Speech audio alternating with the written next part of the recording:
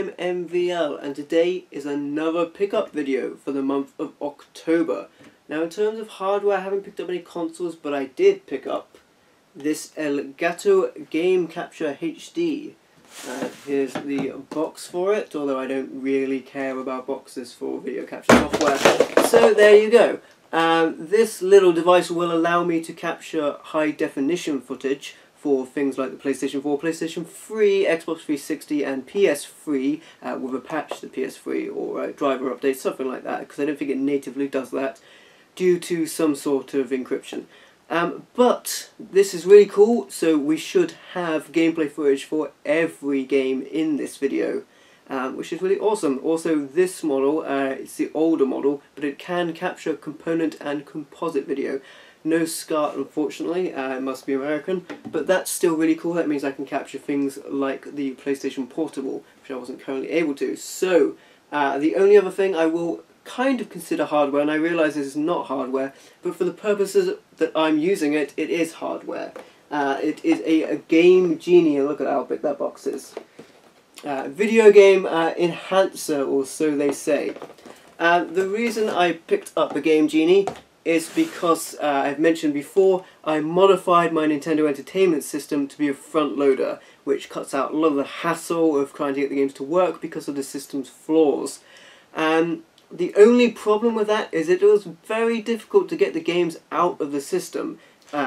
Game Genie is pretty much the easiest way to remedy that, being as you have more space to pull the game out of the system now, and it makes it just very easy now. I don't use any of the codes, I just press select and boot straight up to the game, and every game I try and play runs first time, which is awesome.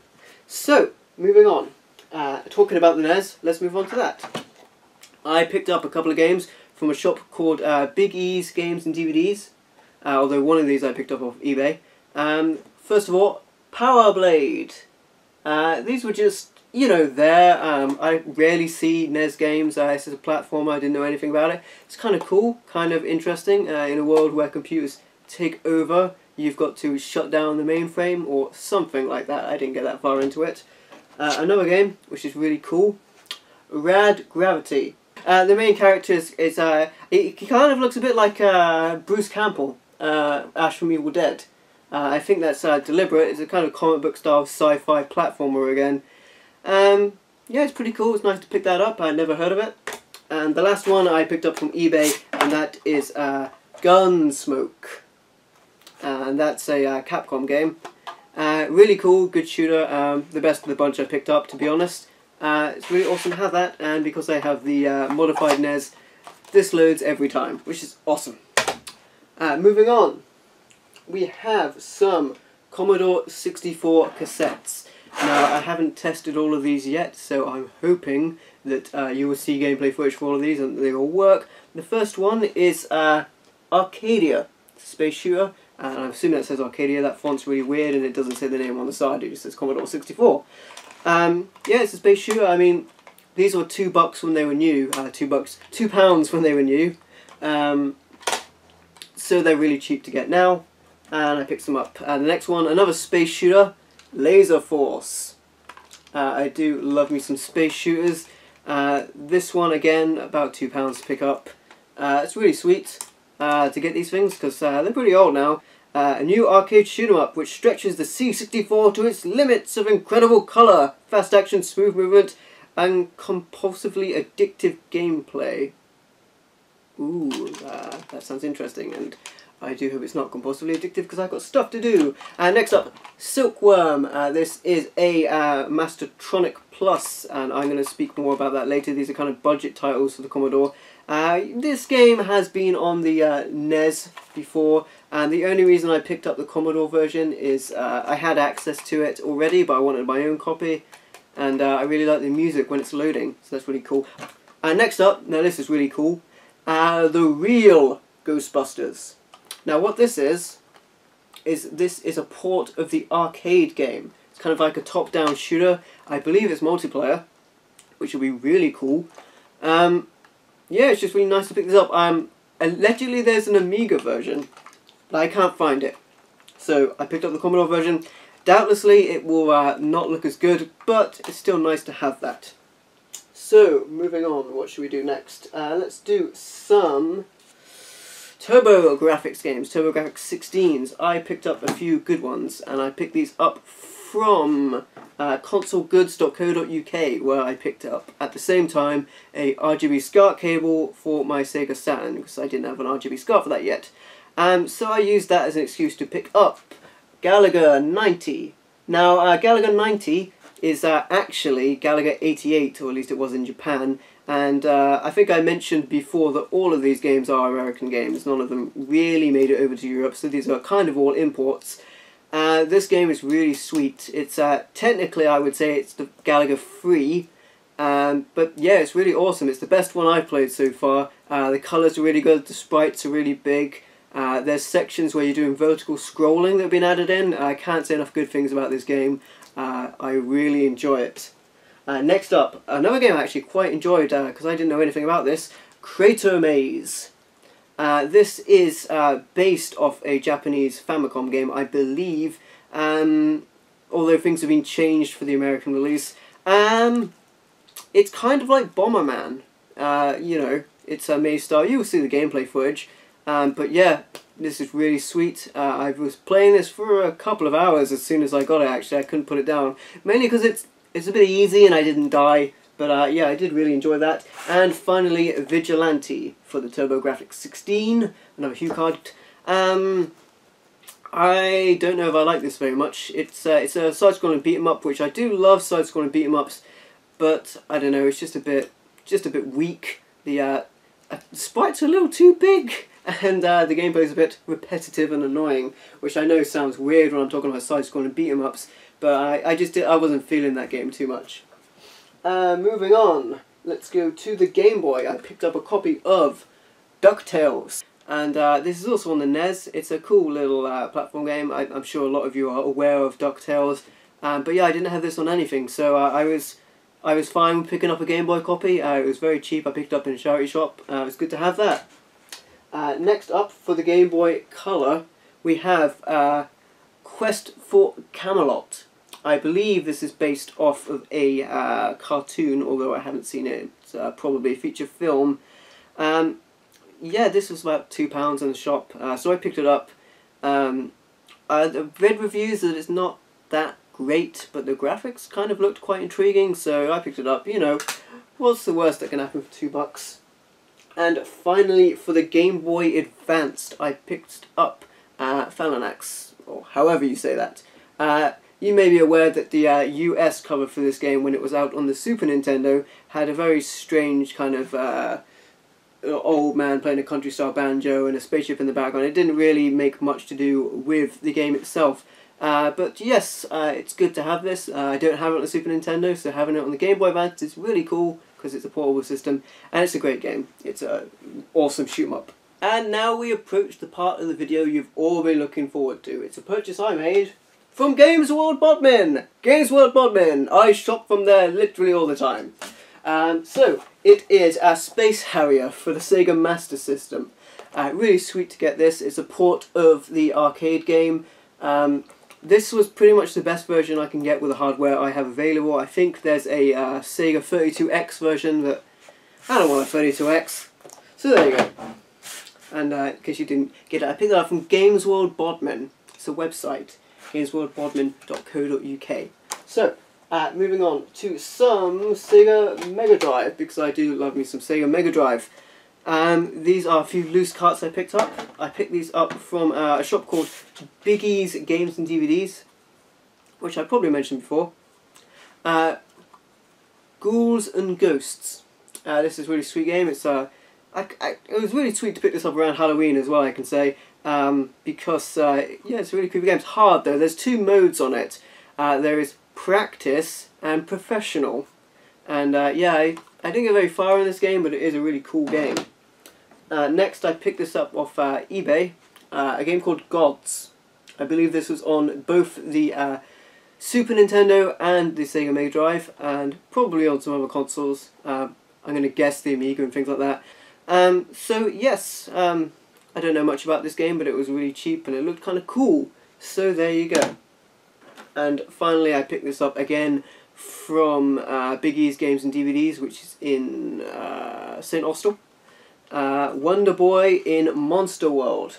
And this is a really sweet platform, which is a surprise because I've heard of Alex Kidd, but I haven't heard of Wonder Boy. And this was surprisingly good when I went to play it. So it was quite good. It's a platformer. Moving on to some of my boxed Sega Mega Drive games I picked up.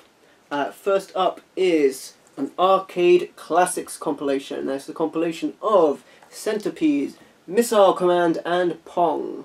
And why did I pick this up? Well, I don't have a version of Pong on any system. Can you believe that? I don't have Pong on any system. So I wanted a version of Pong. I also don't have a copy of Centipede, which is shameful as well, because I really should have that on the 2600. The Missile Command on this, I will say, is a bit weak. The controls are not as good as the 2600, the Atari version. They're kind of sloppy and slow. There is both I think they refer to it as an arcade version and a Sega version of each game on here. The differences are incredibly minor. Disappointingly so. But I picked that up. It's nice to have. And then a collection which is really cool. This is the Classics collection. This is a European release. And as you can see, this has Altered Beast, Flicky, Alex Kidd in the Enchanted Castle, and Gunstar Heroes. The awesome thing about this is, and I'll let you know a bit of a secret, which I don't mind sharing because I already own this now. You can pick this up for around about £30. As I say, it is a European release. I don't think there's an American version of this particular collection. The reason you would want to pick this up, as well as these all being awesome games, Altered Beast was really good, Alex Kidd is good, Flicky is good, and Gunstar Heroes is fantastic. Gunstar Heroes itself is around about a £70 to £100 game by itself. This collection is £30. You can probably pick it up for about £25 for just the cartridge if you didn't want to get the manual. I didn't want to get the manual because there's 4 different games in here.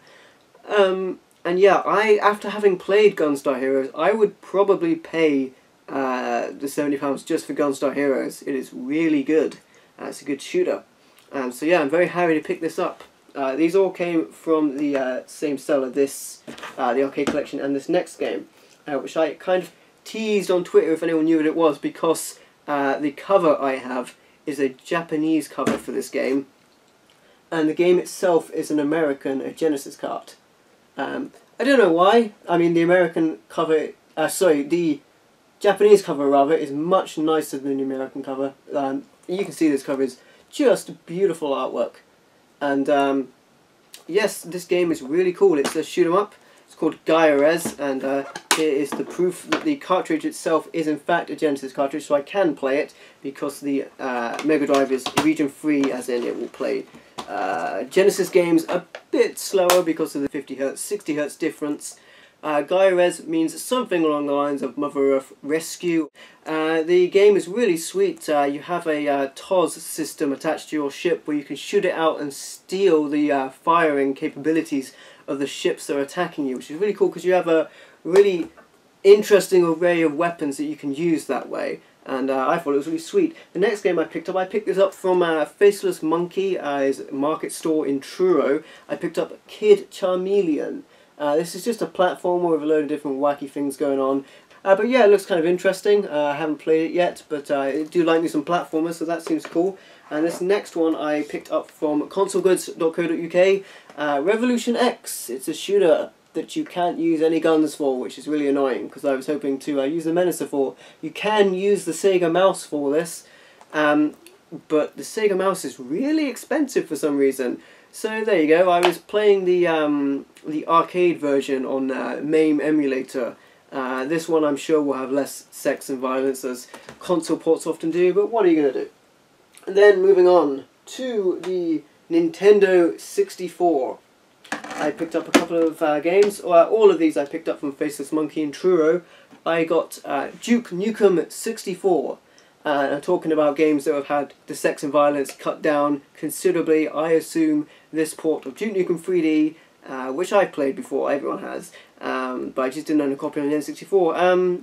I assume this has been cut down incredibly. I imagine things like the strippers aren't there and blood's been toned down, etc, etc. But you know, the game will still be playable, certainly.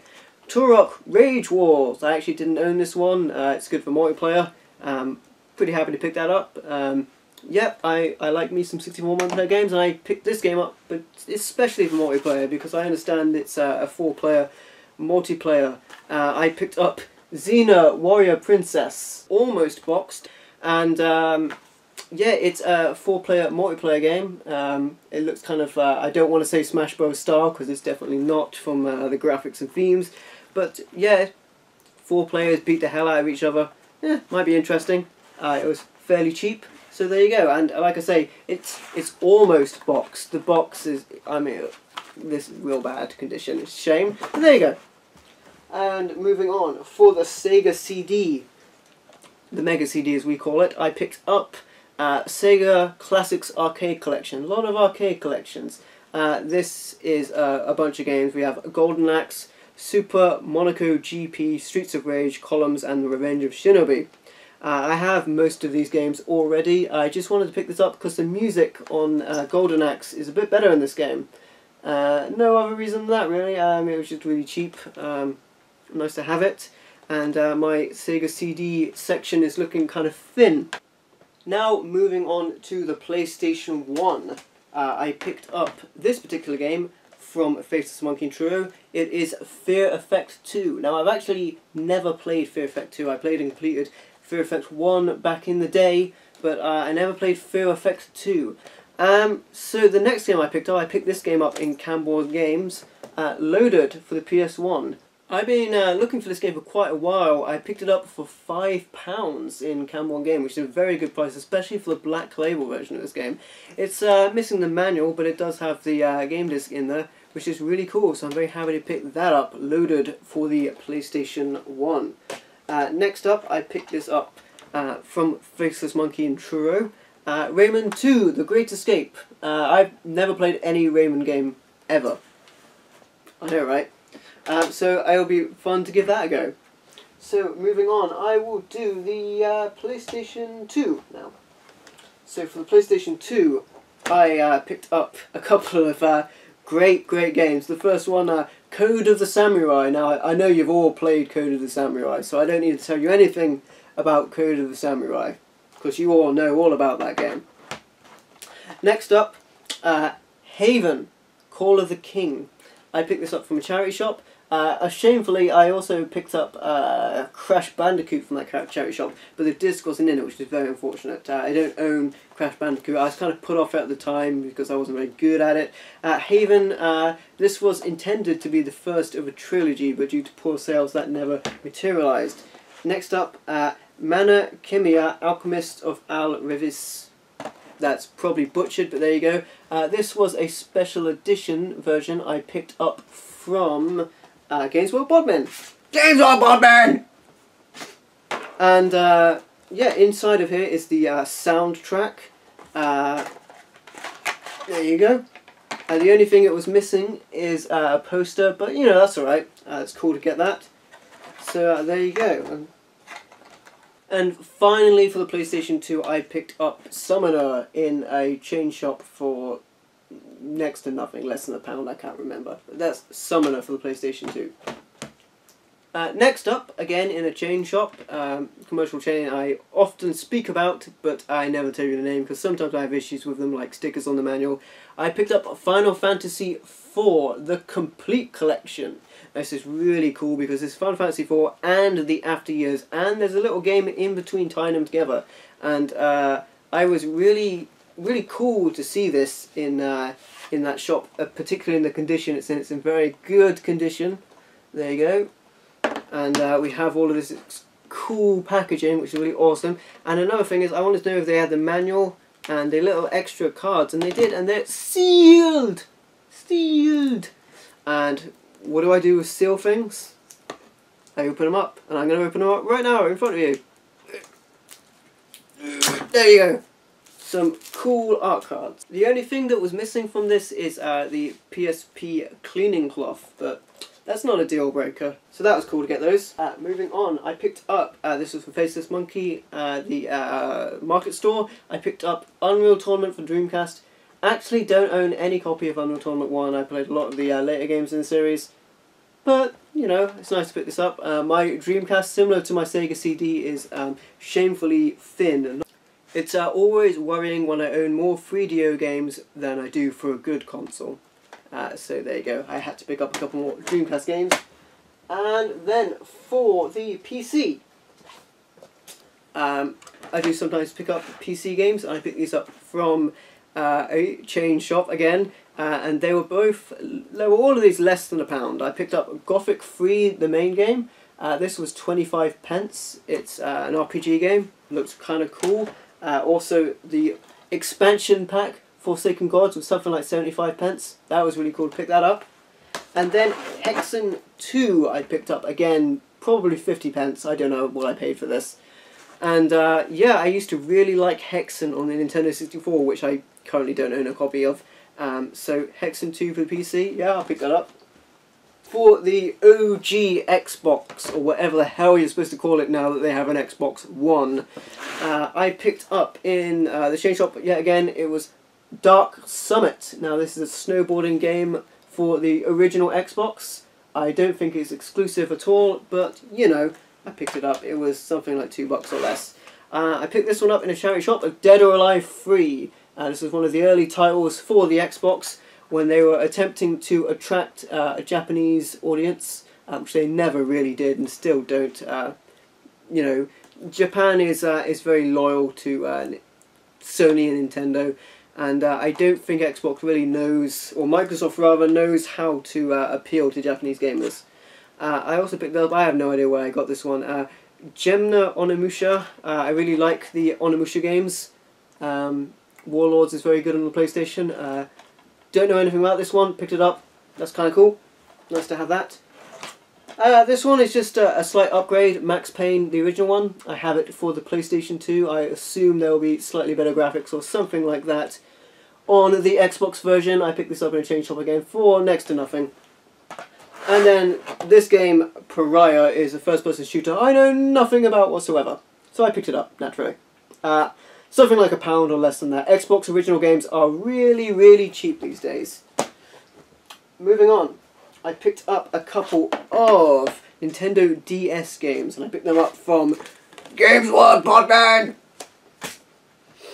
First of all, I picked up Azuna, The Legend of the Ninja. I believe elsewhere this is called Legend of the Unemployed Ninja. This is a really cool looking game. I really do like Nintendo DS games, particularly RPG games, so I was really excited to pick this up. And next up we have Mystery Dungeon Shinran the Wanderer. This is originally a Famicom or a Super Famicom game. This is the first version which I can get my hands on in Europe, especially in the English language, so that's really cool. I'm really excited to pick this up, especially for Nintendo DS. It'll be really sweet to play this game. Very excited about that. Moving on, for the PlayStation 3, I picked up White Knight Chronicles, and I picked this up in the chain shop I speak of most of the time, and it had sticker residue. There was a sticker and it made a mess on the front of this manual. I spoke to one of my friends about this game, and they said it's not very good, but it was really cheap, so I picked it up. PlayStation 3 White Knight Chronicles. Next up, for the Xbox 360, I picked up a bunch of games. The first game I picked up was from Camborne Games, and that is BlazBlue. BlazBlue Calamity Trigger. It's a 2D style fighting game, and I normally don't buy fighting games, but there was a sticker on it saying it got something like 98%, and I think it was like £2, so I picked it up.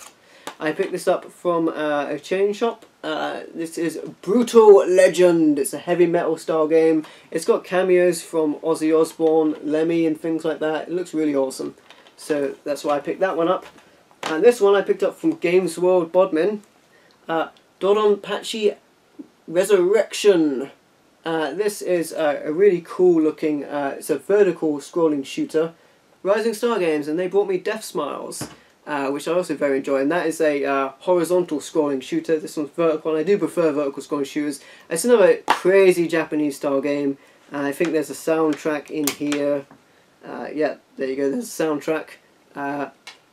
the Death Smiles had a disc with desktop themes, I believe, as well, and things like that. But yeah, it's really cool. I do like my shooter games, so it's really sweet to pick that up. Next up, for the Xbox One, not the original Xbox, the Xbox One, I picked up Goat Simulator, the bundle. Now I'm sure everyone by now has probably heard about the Goat Simulator games. There's nothing really that much special to say about it. This just has all of the content on a disc. I previously got the game from Games with Gold, but then I stopped paying for Games with Gold because there wasn't anything I really liked the look of, and apparently if you stop paying for Games with Gold you can't play the games you got with Games with Gold. So I picked it up on a disc so I can own it like a game. I'm not angry about it. And then next up, for the same reason, I picked up Sunset Overdrive for about £6 in a chain store. Yeah, I mean, I had it on Games with Gold. Stopped paying for Games with Gold. Suddenly I can't play it. That sounds fun. Yeah, so there you go. Sunset Overdrive. That's a nice little zombie game with a bit of a kind of Tony Hawk's feel about it. It's kind of cool, kind of fun. And then we have some PlayStation 4 games. I picked up Doom. It's just called Doom. It's like, I guess it's Doom 4, but you know, it's just called Doom. And I picked up the UAC pack for this. And that includes a little UAC handbook and a little poster and some patches to put on your jacket, I guess. And a little handbook, a little UAC handbook with some nonsense in it. It's kind of cool. I'll show you a couple of close-ups of that. I also picked up Lara Croft, The Temple of Osiris. I've been looking to get this game. I saw it second-hand in a chain shop. The one I mentioned a lot, but don't tell you what it's called. And yeah, I found what I was looking for, which was the gold edition, which comes with a load of extra doodads, which I'll show you in a close-up. It contains a limited edition Lara mini statue, a map, and an art book. And you know, I kind of like art books, nice to have. And the cool thing about this is that the DLC, the Season Pass, despite the game being second-hand, was unused. It's not the first time I bought a game from this particular chain of stores where that was the case, but it was really cool in this instance because the DLC pack was £20 if I wanted to buy it, and I wouldn't have bought it. So that was cool. And then finally, this just arrived for me, World of Final Fantasy Day 1 Edition. Yeah, I really picked this up. It kind of going back to the roots of the original Final Fantasy with turn-based combat. Although this kind of feels a bit like a Pokemon game due to the mechanics of it. I played the demo of this because I was interested in picking it up. The Day 1 edition includes a Sephiroth summon. You know, the bad guy from Final Fantasy 7. Final Fantasy 7, the best game of all time. And 3 exclusive Mirages, which are Pokemon, a red Bono berry, or I guess a Tumberry, white Chocobo, and a Glow Moogle. And the biggest, well, I wouldn't say this is bigger than Sephiroth summon, but Japanese voiceover DLC will sound a lot better than the English voice acting. I am positive. Because I played the demo for this, I didn't like it, but then I was like, it's Final Fantasy, I've got to play it again. So I played it again and I did like it, so I picked it up. I kind of loathe buying games new because they're so expensive, but this had some content and they talked me into it. So, those are the games I picked up for the month of October. Thank you for watching. Please like, comment and subscribe, and I will see you next time. Thanks.